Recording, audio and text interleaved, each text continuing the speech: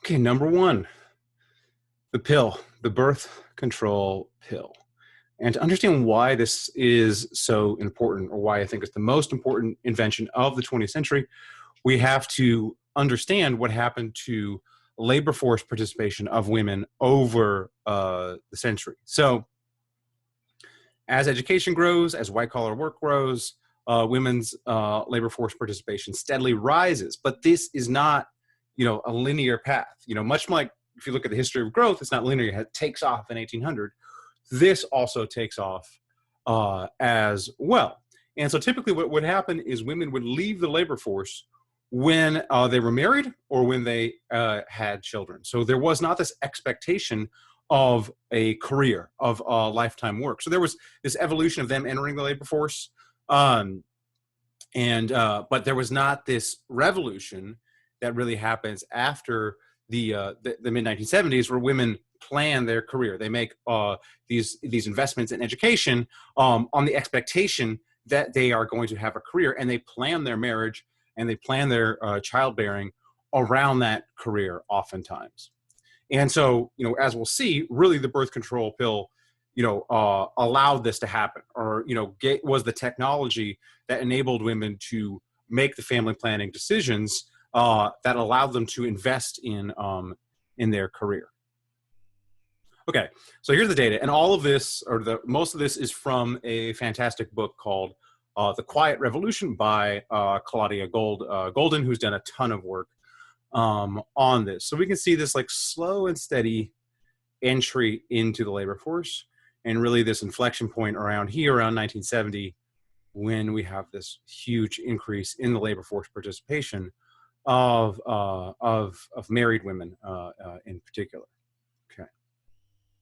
And so what is happening here is there's employment. So there's expectations about, okay, I will have a job. And actually in many places you weren't, there are these things called marriage bars.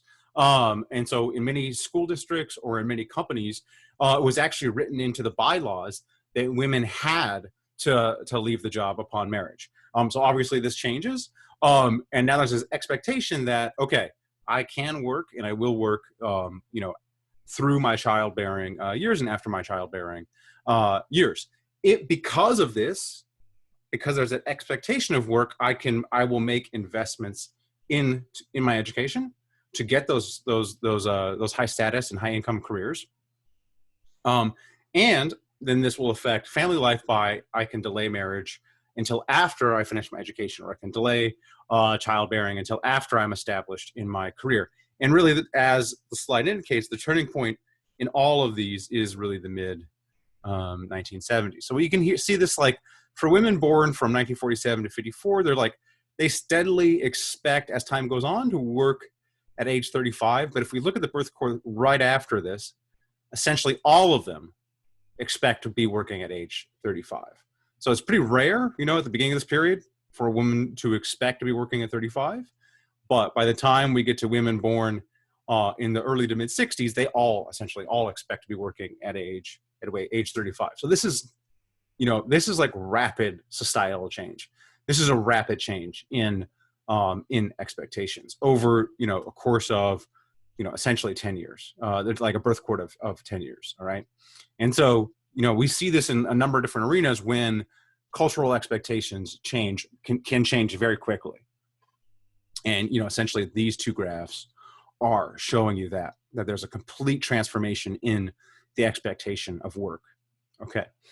College attendance. So it's another way. So basically the next couple slides, we're just going to be throwing the data at you just so you can see what a revolution this really was. So this is the female attendance or graduation rate minus the male rate. So when it goes above 0, women are more likely to attend college, this line, and more likely to graduate. All right. So this is the birth year. This is by birth year.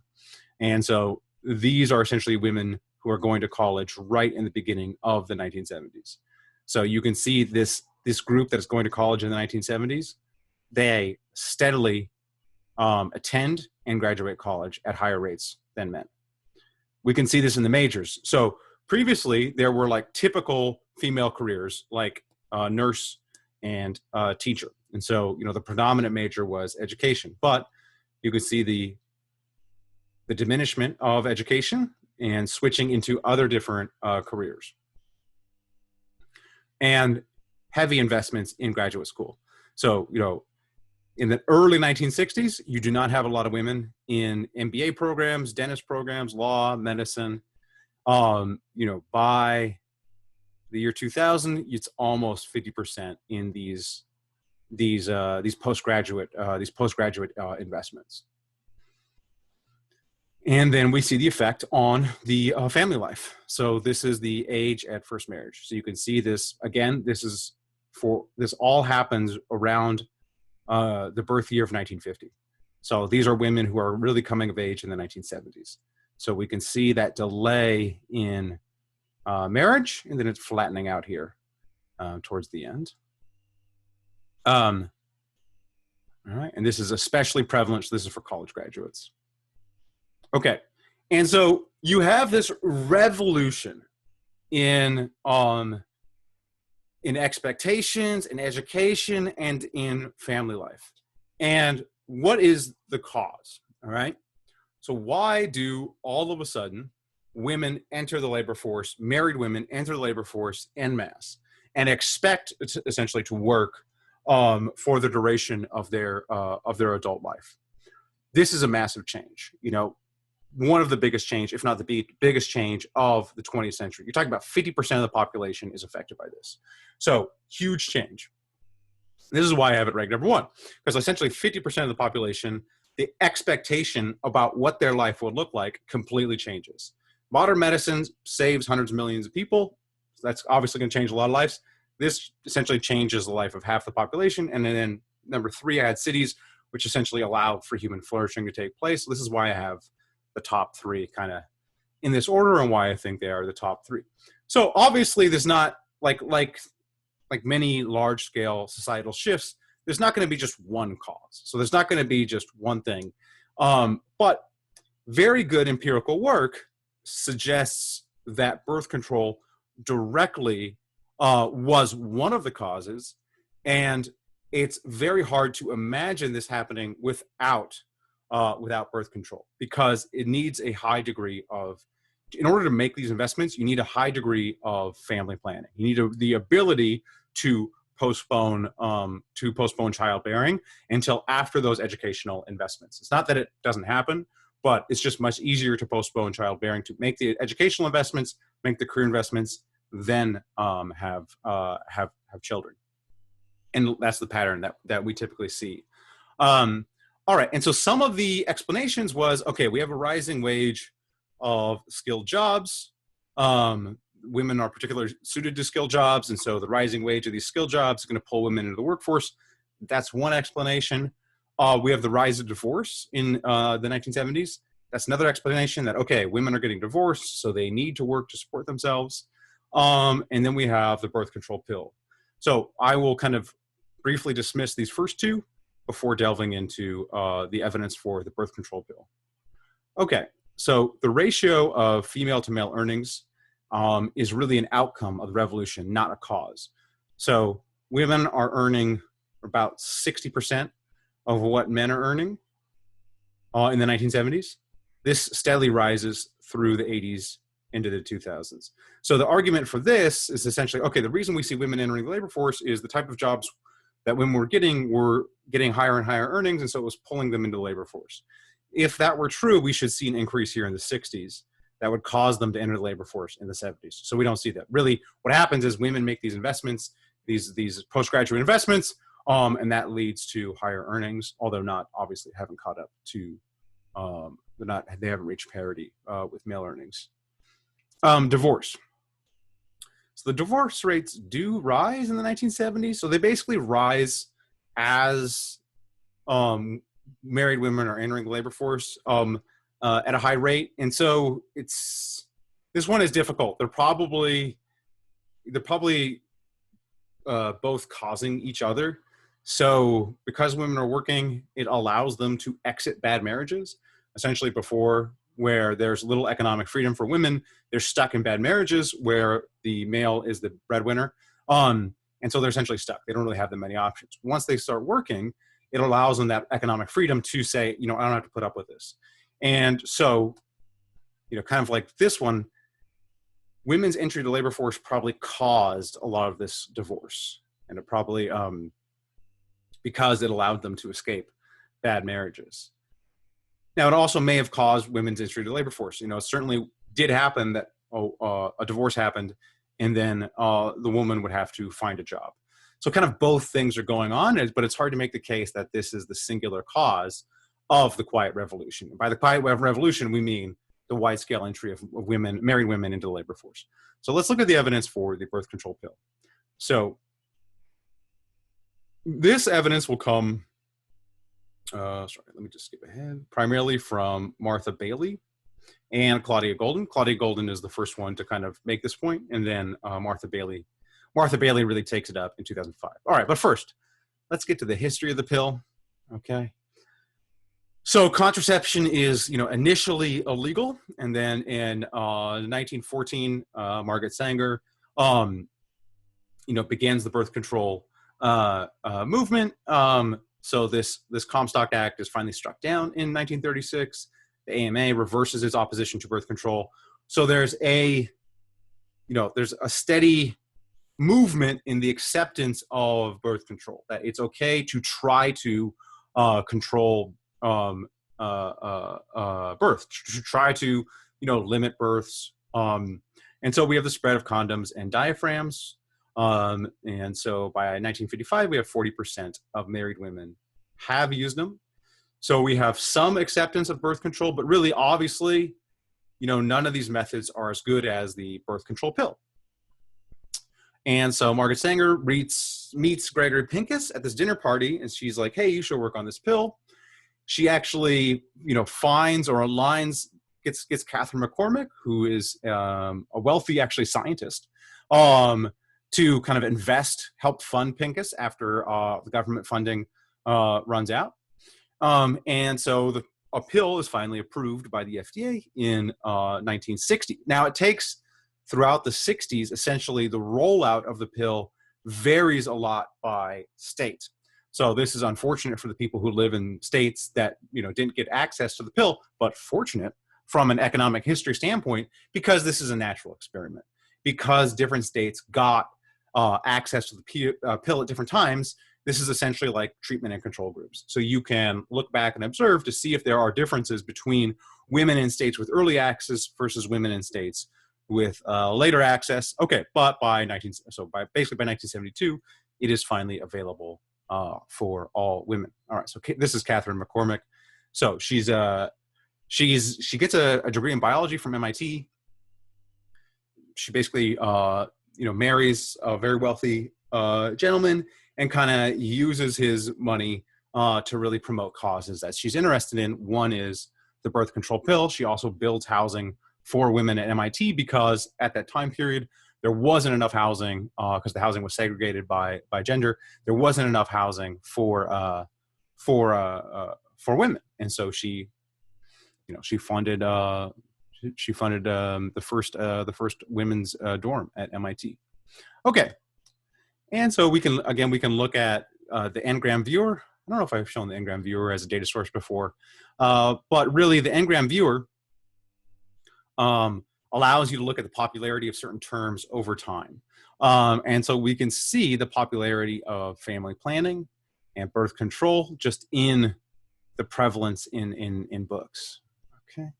And here we have a bunch of different timeline for kind of the big advances in family planning and the birth control bill. All of this is chronicled in a Martha Bailey paper from 2013 that I recommend if you're interested deeper in the history of this. Okay, so as I mentioned, we have this natural experiment, and that Martha Bailey really utilizes this or exploits this natural experiment to really identify the causal effect of the pill. And she finds that women who had early access to the pill were 14 to 18% less likely to be a mother before age 22, and 8% more likely to be in the labor force. So she's essentially able to pin down that, yes, the birth control pill was a contributing factor into the increase in women's labor force participation. Here we have the age at first age at first birth by cohort. So what you can see is prior to the birth control pill. So these cohorts before 1955 were essentially, they entered, marriage and their childbearing years without the birth control pill. And so we see this spike around 21 at the age of first birth. Essentially, due to, biological, biological whatever facts on the ground, typically women would get pregnant and have their first kid by 21. They would be married here. The average age of marriage is around 20 for these birth cohorts, and then a child would follow soon after. So it was just hard to delay that first birth. Okay, contraception was not prevalent, and it was not reliable. And so essentially your options were abstinence, which is unappealing, and then, or, an early age at first birth. But once we get the birth control pill, women can finally control or have better control over reproduction. And so you see this kind of smoothing out of the curve. If we were to continue this forward, we would see this flatten even more. All right. So this is why the pill is so important. And it allows you to delay that first birth so you can finish college or, finish graduate school of some kind and invest in your career. So we have all these downstream effects of the birth control pill. So, the birth control pill is really just, invented. It was pushed for just to give reproductive freedom to women, to give them some control over, when they got pregnant. But it had all these other kind of secondary outcomes, these unintended consequences. And so we have this increasing age of first marriage, which leads to marriages of better quality. So people who are married later in life, who delay that marriage, are much less likely to get divorced. So you can actually, there's like calculators online where you can figure out how likely am I to get divorced based on my education, based on basically how old I was when I got married and how long have I been married. Okay. So, you could put this in. I think my probability of divorce is around 4% based on education and based on the age at which I got married. Maybe it's higher than that. I don't know. Somewhere it's low though. Okay. So if my wife were to ever leave me, she would be defying the odds. But anyways, in those later marriage typically are of a higher quality, in that, less domestic violence, less divorce, because you just think, as you mature, you're a different person. When you're 28, you're a different person than you are at 18. You'll see, you're a totally different person. And so, you typically make better decisions about marriage at age 28 than you do. Not knocking anybody who gets married young. All right. Plenty of people get married young and it works out just fine. And just on average, the marriages that are later on are of higher quality. And then as we saw, there's increased LFPA's labor force participation. So we increased entry into labor force, increased educational attainment. We have lower fertility in general. So birth rates are generally lower because of the birth control pill. There's less shotgun marriages. You can actually see this in the data. It's really fun. It's really fun to go look at the census data, because what the census says, it has your age of marriage, and then it has your age at first birth.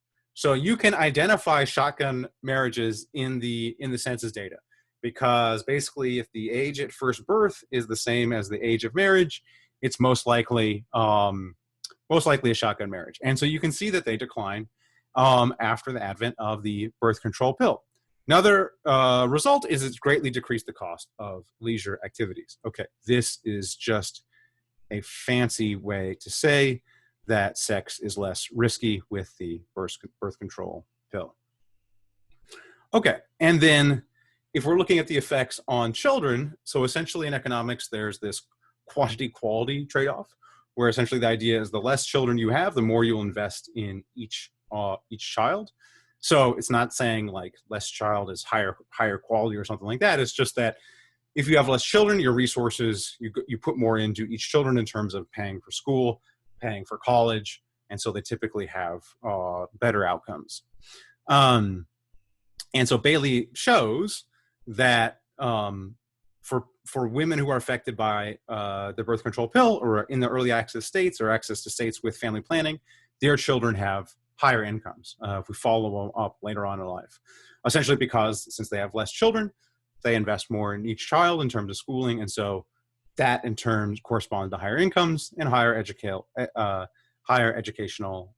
attainment. So we have these kind of downstream effects on the children of women who are affected by the birth control pill that are positive. So all sorts of positive effects. Virtually all of these are positive, I would argue. So it has this like massive transformative effect of granting women reproductive and economic freedom, or increased. It's not obviously not perfect, but it's granting increased economic and reproductive freedom. So it's essentially radically changing 50% of your population's possible life trajectories. And it's having positive effects on children. So number one, the pill. That's my argument.